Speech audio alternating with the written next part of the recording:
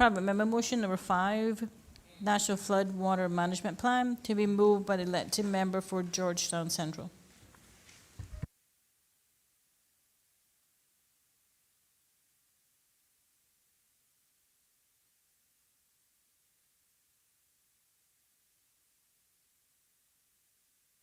Thank you, Mr. Speaker.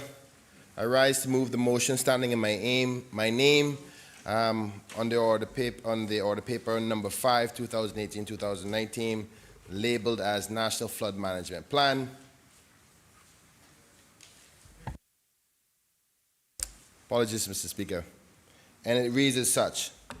Whereas flooding relating to heavy rains, storms, and other sources continue to be a major concern for residents of the Cayman Islands, and whereas many Caymanians are losing property and property values amounting to millions of dollars due to flooding issues, and whereas the government's approach to dealing with storm and rainwater drainage is not comprehensive and lacks a clear national plan, and whereas the government's current ad hoc approach to dealing with flooding issues is not effective or efficient, be it therefore resolved that the government considers creating a national flood management plan, and be it further resolved that the government considers allocating resources to implement and execute the national flood management plan, including the requisite legislation, regulation, and policies.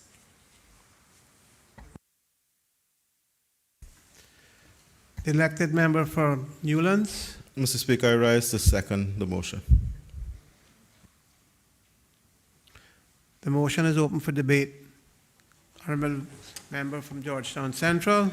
Thank you, Mr. Speaker.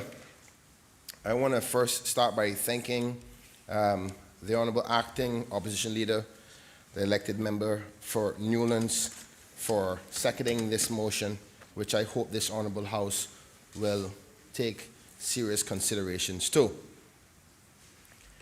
Mr. Speaker, as you heard in my reading of the motion, it's pretty straightforward and speaks about the foundation of what I intend to address.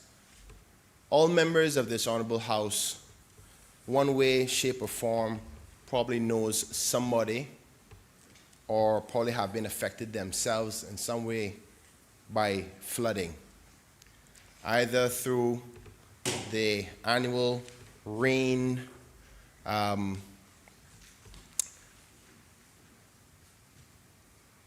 annual rains scheduling per year, rainy season, or by a possible hurricane that has passed through the Cayman Islands.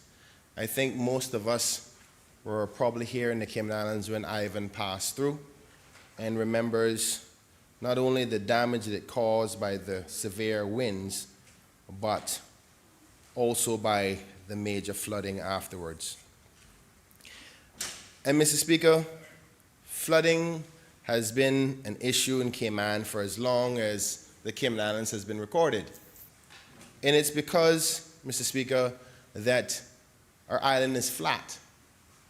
And though we don't know what God's plan was when he was making this beautiful island, or was it different in any other capacity many hundreds and thousands of years ago, but we know within our recent history it's always been flat. And with those, with the lay of the land here, we all know that there's zones and areas that are a major concern. And Mr. Speaker, the dangers of flooding for many Caymanians is real and something that many Caymanians fear every year.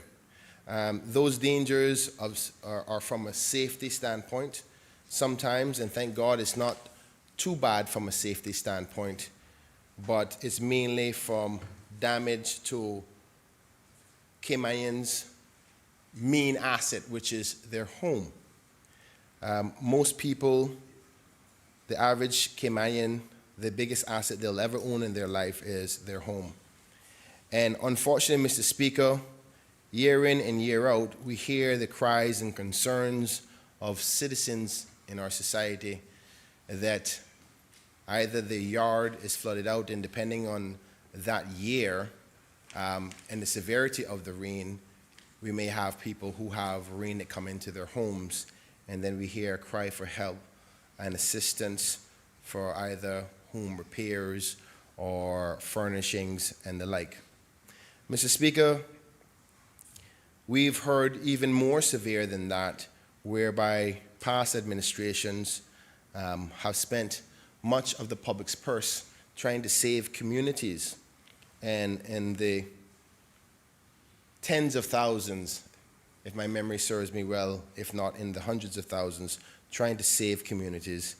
And many administrations have talked about having a plan, have suggested that we should have a plan, but there never seems to have been one actually developed. And Mr. Speaker, all this motion is asking for, quite similar like the last one, is let's all the agencies across the Cayman Islands who work with flooding in one way, shape, or form, either directly or indirectly by regulations or planning or by assistance through roads or by the evaluation of the water levels, whatever agency or hazard management from a concern of safety, all of these agencies, why not let's get them together, sit down, and create a national plan on how we deal with flooding in the Cayman Islands.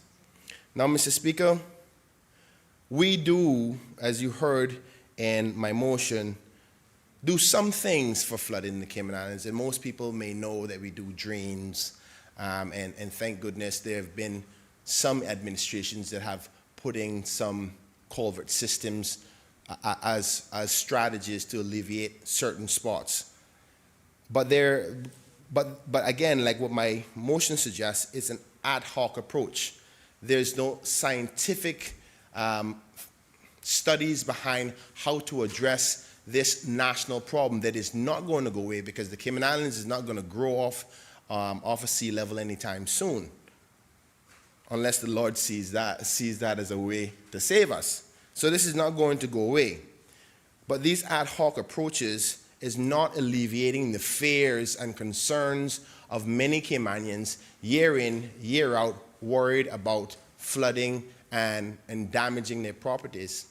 And this reminds me of a conversation, Mr. Speaker, with one of my constituents who is in a rather peculiar position today, Mr. Speaker, whereby when they built their home some 31 years ago, the property around them was dry and things were nice. The garden was good. The trees were beautiful and the kids would play outside. Thankfully now for this constituent of mine, their kids have now grown and left the nest, so to speak. But wanting to get away from the hassle and bustle of the Georgetown area, that homeowner wanted to sell the property.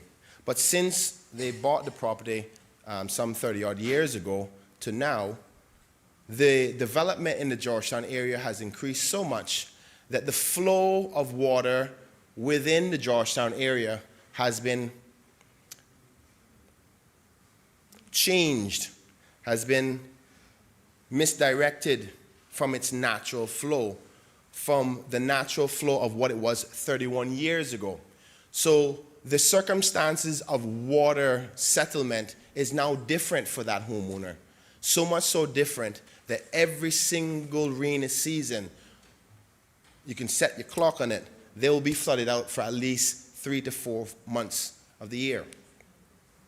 And I'm talking about flooding to a point where if a rain comes for one night, they're flooded for at least 3 to 4 days. And if they get a sun break from the sun coming back out and it'll dry up, by the time the next rain comes, it's constantly off and on. Unfortunately, this constituent is not in the financial position like some others to go and buy, fill, and uplift their property to make sure they're not flooding, getting into their home. But, Mr. Speaker, that constituent also had to deal with Ivan, whereby because of the area, the whole house was flooded out. So any little bit of savings they had, much of that was lost through that time period. And within their senior years, never got a chance to get that money back in the savings account. So much of it was already lost. And these are the types of situations that many Caymanians not only have to deal with, but are fearful of. And Mr. Speaker, we know the importance of a person's home and the security mentally of that home by way of protecting its value.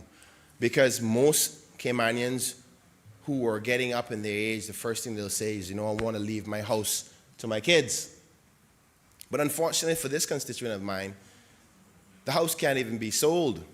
The bank won't even give them insurance. So they can't even sell the property to even move out of the area. And I'm just giving you a little bit of narrative of examples of situations that we have in the country. And Mr. Speaker, while thinking about this problem that I think we all know about, I tried to think about what options are currently in play for Cayman and whether they're substantial enough to deal with the problem of our low-lying area and the fact that we constantly get rain, and God forbid if we get a hurricane, the severity of a potential damage to people's property. And the more I examined or investigated into the various different departments, it was clear to me that there is no national strategy at all. Now, obviously I thought that was not appropriate for our developing country, so I took a look at other jurisdictions.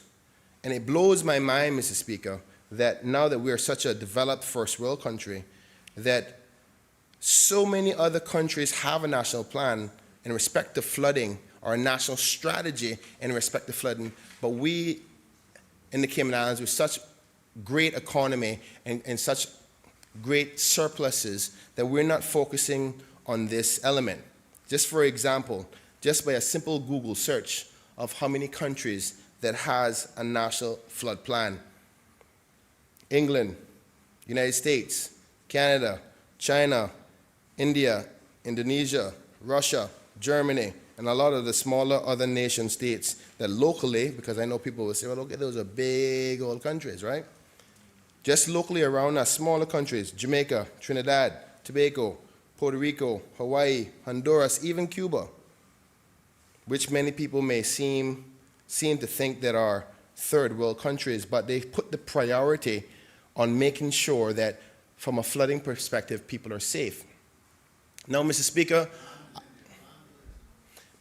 Speaker, I'll say this though, I recognize the difference between those countries and us, because in some flooding strategies, people have to deal with flooding from high hills and rivers and the like. But though we may not have all the similarities of those countries, many of those countries will also have some of the problems that we have in respect to areas that are below sea level or areas of settling water from rain and from storms, particularly here in the Caribbean region. Now, Mr. Speaker, I think it's important that I highlight some of the areas that are constantly under threat that I'm aware of, and just to give an example of how many problems that we have. And I'm going to try to, for the purposes of our members to think about their own voters, I'm going to list them out, and I'm going to do it by constituency. Starting with my own, obviously. First, Martin Drive, North Sound Road, Canal Lane, Winford Close, Alamo Drive, Cranbrook Drive, Alto Way, most of Tropical Gardens, much of Palmdale, all of these areas in Georgetown Central, and all of them have some sort of level of flooding at certain times of the year, and for sure have flooding if there is ever a hurricane. Number two, Georgetown North, Washington Street, or is it Washington Boulevard, better known as Swamp Boulevard? Boulevard, right? Washington Boulevard, better known as Swamp, constant flooding, even with the slightest amount of rain. Parkside Close, which is considered to be a middle class and above neighborhood. The house values, I think, is no less than $300,000 in that area. And the average could actually probably be closer to $400,000 to $500,000. So not only is this for persons who are in low income, but people in high income as well who are dealing with this problem. Windsor Park, Anthony Drive, Oakmeal Street, all in Georgetown West or Georgetown South. And we all have constituents there. Bel-Air Drive, which is another area in, I believe Bel-Air Drive falls in Georgetown South. It's either Georgetown South or Georgetown East. Constant flooding. Fairbanks, Randnight Gardens, we spoke about that earlier this week. Constant flooding. Selkirk Drive in the Red Bay area. Victory Avenue and Prospect, always a bit of a flooding problem with rain. Many roads within the Prospect area, which there's so many that I couldn't possibly list them, but Prospect in itself, many routes, I'm quite sure the members of that area, particularly Red Bay and Prospect, will be aware of some of those roads that have flooding. North Sound Estates, Frank Hall Homes in Savannah, North Sound Gardens, these are all in Newlands and Savannah area. Lookout Gardens, Belford Estates in Bontown East. Now these are just some areas, and I really haven't gone any further than Georgetown District and Bontown District. And I'm certain that there is some areas probably in West Bay that have flooding issues, some in East End and some in North Side, and the Sister Islands. But this is an example of how many areas that have Caymanians who constantly have to worry about flooding. Now, Mr. Speaker, I want you to think about a young Caymanian who builds a home, takes the only savings at age 30 years old, builds their house, put all their money into their home, and then to have it being flooded out because there's not a particular strategy around the country, and because of development, which is not a bad thing, development is a good thing for the country, but without measured development and watching these concerns of the water flows, it could affect other people's property. And I think everybody in this House, Mr. Speaker, have heard of scenarios where a person built a house first and 10 or 5 years later, their property is flooded out. Now, I think this is because of the lacking of a national strategy, not only to deal with rainfall from above, but water flows from one direction to the other, because we have high points and we have low points in the country. And naturally, water is going to flow in different directions. It doesn't only flow downwards. Now, if it was only flowing downwards, then we would be really lucky, and we can control it from that perspective on each individual location. Right now, the laws only force people to control the water that comes directly down on their location. It doesn't obligate them to be mindful of the natural water flows from one direction to the other, and and what their development or their property may do to that natural water flow that can potentially affect somebody else. Now, Mr. Speaker, I think that there's a number of strategies across the world that we can implement on a national level to address these concerns.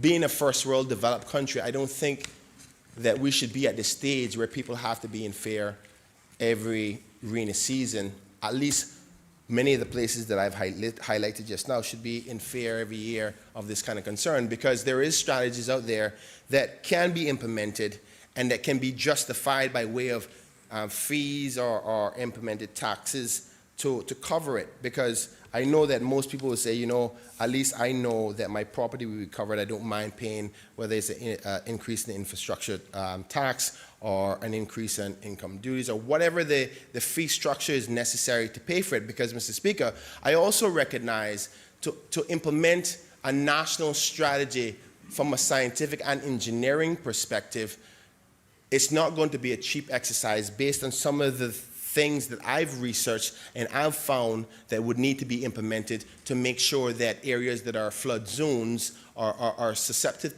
to major rain flooding and storm surge, that those strategies are not going to necessarily be cheap.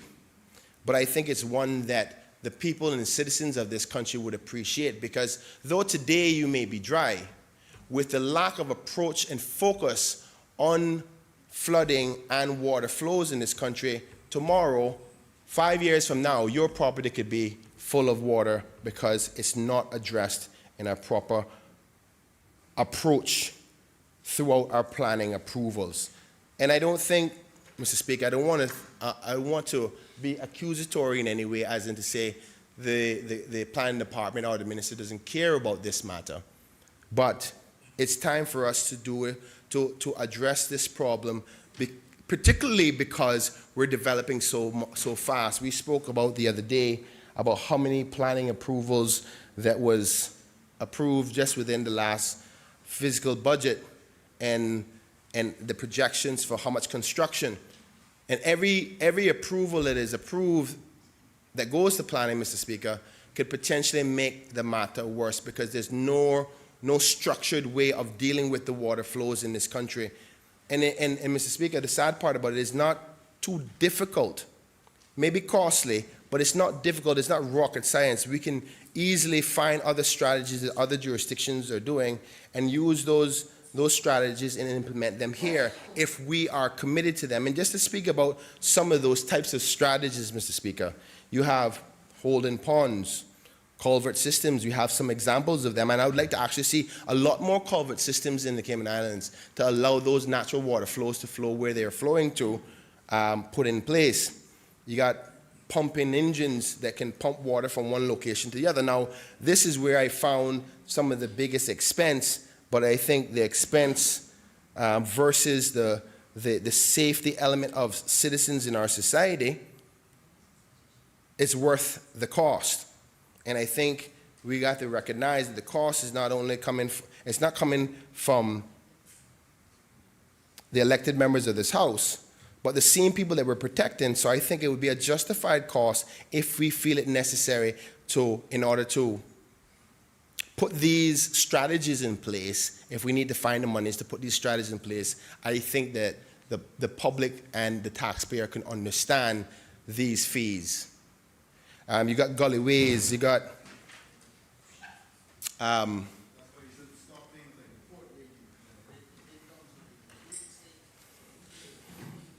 Mr. Speaker, I know but one standing order about disturbance and I don't want to get it out. Mr. Speaker, all I'm saying here is I've had much conversations with the various different agencies that I think should be involved in creation of a national plan, like the hazard management, the planning, NRA, Department of Environmental Health, Lands and Survey, Water Authority. All of these different agencies have to be in tandem together under one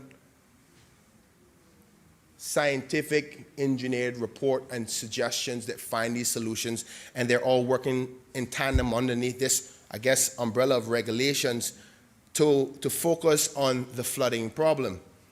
Because right now, if everybody's kind of doing their own thing, and I'm hoping that I had an opportunity to pleasantly speak with the minister earlier in respect to, I think that he may say that there is strategies, and I hope to hear what they are, and I'm hoping that my debate will convince him to take this approach.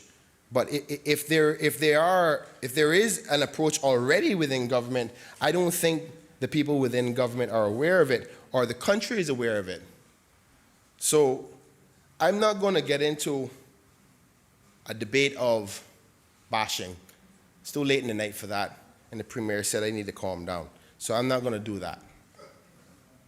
But, Mr. Speaker, I really hope that the response I get to this, because I think everybody here would agree that flooding and strategies to deal with flooding in this country are not comprehensive.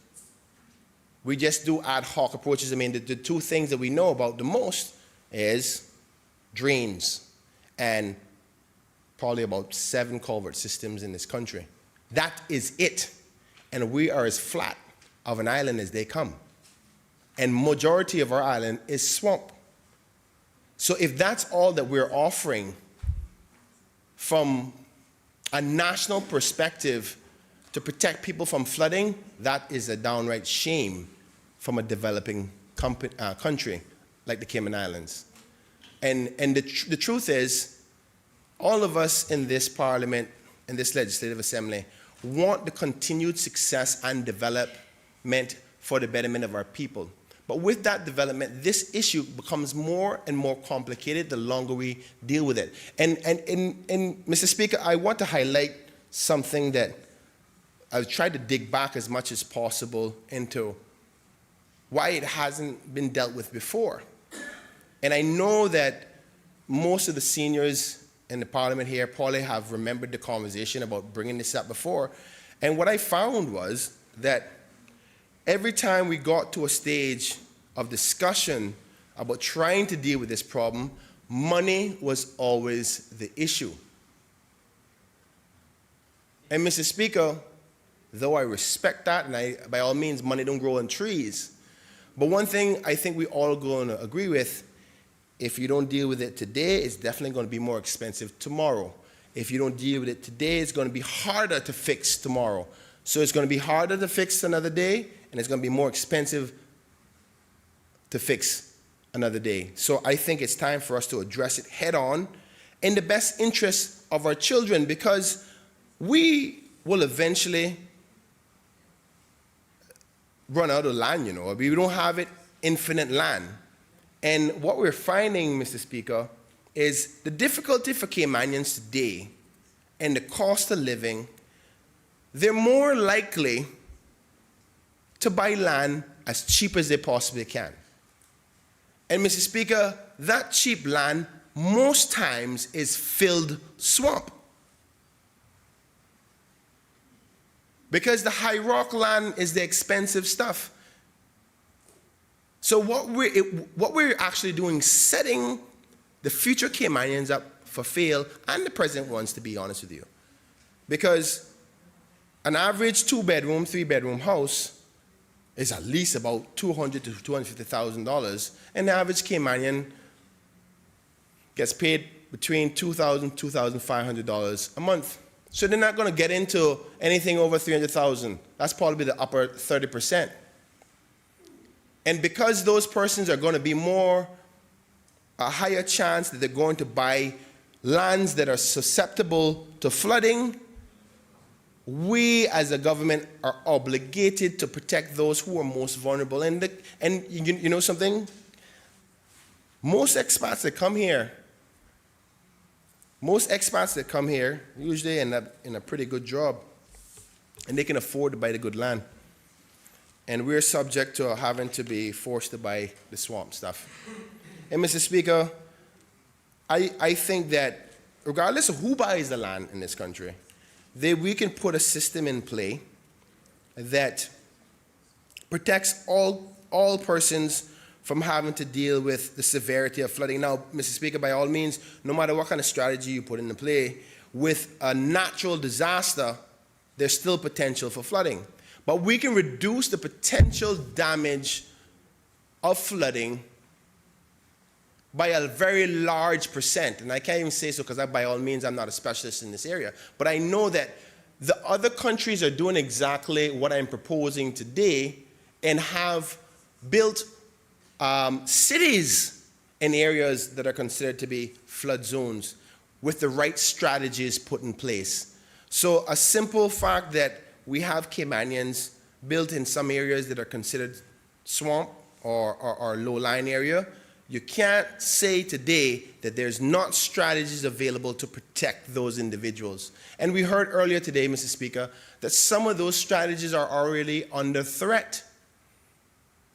Now, the fact that we don't have a national plan or a national strategy, I don't even know what legislation that the minister is going to use or regulation the minister is going to use to actually stop those private owners from protecting that culvert system. Now, I'm going to give him all the support that I can to find a way to do that, whether it's buy the land or beg the agreement with the landowners. But the truth is, because we have no national plan, no national regulation, they can't stop them. That's why 2 of the culvert systems in South Sound today is now closed off. So until we actually be committed to a national scientific engineered plan that all agencies are working together on with the proper regulations and potentially legislation, we will continue to have this problem. Now, I have some more words, but I think that they can be reserves dependent upon the response by the Honorable Minister. So I'll hold back. I think, but we all get the premise of what I'm trying to say. It's time for us to deal with this and deal with it now for the future. All right? Thank you, Mr. Speaker.